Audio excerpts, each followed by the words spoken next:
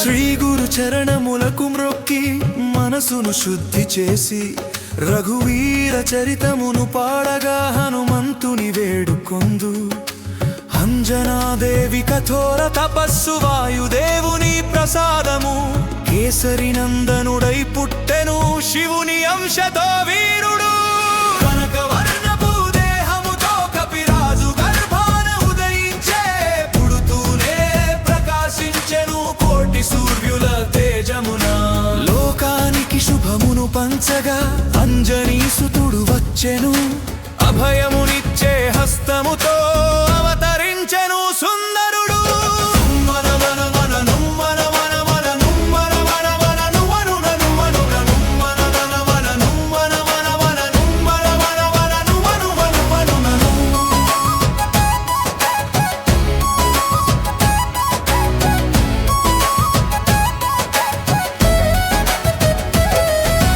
బాల్యమందున ఆకలి వేయగ ఉదయ భానుని చూచెను.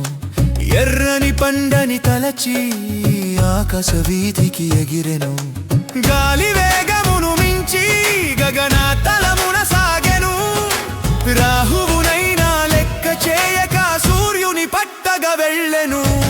ఇంద్రుడు ఆగ్రహించి వజ్రాయుధమును విసిరెను. దవు పైన తగిలి మూర్ఛిల్లెను ఆ బాలడు. వాయుదేవుడు ఆగగా లోకము ప్రాణము ఆగిపోయే.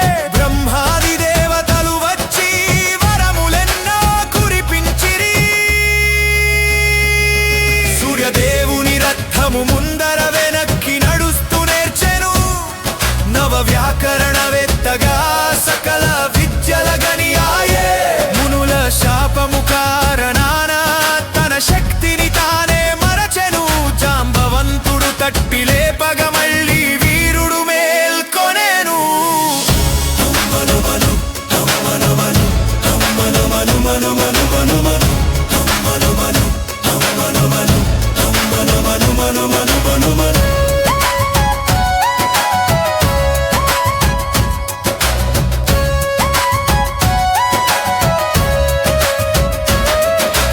ఋష్యమూక పర్వతాన రాముని మొదట చూచెను. విప్రరూపము ధరించి వినయముగా పలికెను. సుగ్రీవ రామ మైత్రికి సాక్షిగా తాను నిలిచెను. రామ కార్యమే తన ఊపిరిగా అంకితమాయే ఆ వీరుడు. మహేంద్రగిరిపై నిలబడి సముద్రాన్నే దాటెను. సురస సింహికల గెలిచి లంకలో నాడుగు పెట్టెను. అశోకవనమున సీతమ్మను చూచి ముద్రికనిచ్చెను. రాముడు వస్తాడు తల్లి అని ధైర్యమును నూరిపోసెను. అక్షకుమారుని సంహరించి రావణ సభలో నిలబడెను. తోకకు పెట్టిన మంటతో లంకాపురిని కాల్చెను. చూడామణిని తెచ్చి రాముని చేతికి ఇచ్చెను. రామ హృదయము గెలిచిన పరమ భక్తుడు హనుమంతుడు. రామ రావణ యుద్ధమున వీర విహారము చేసెను. లక్ష్మణుడు మూర్ఛిల్లగా వాయువేగమున కదిలెను. సంజీవనిని గుర్తు పట్టక పర్వతాన్నే ఎత్తెను. ప్రాణదాతగా మారి రామ లక్ష్మణులా బ్రోచెను. అహిరావణుని మాయలను పాతాళమున తుంచెను. పంచముఖ రూపముతో దుష్ట సంహారము చేసెను. ధర్మ సంస్థాపనలో రాముని కుడి భుజమాయెను. విజయమును చేకూర్చి జగత్ ప్రసిద్ధుడాయెను. అయోధ్య పట్టాభిషేకమున ముత్యాలహారాన్ని చూచెను.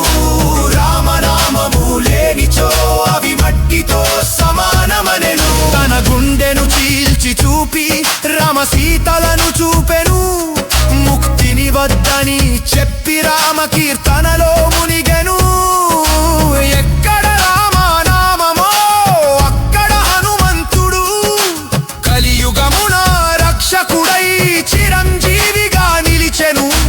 భయము రోగము దారిద్ర్యము నీ నామమున నశించును. శరణు వేరిగా తత్తునచు ద్రాక్షమూడి హనుమంతుడు. నిర్బలం యశోధైర్యం నిర్భయత్మరోగగం అజాన్యం బాపతుత్వం చ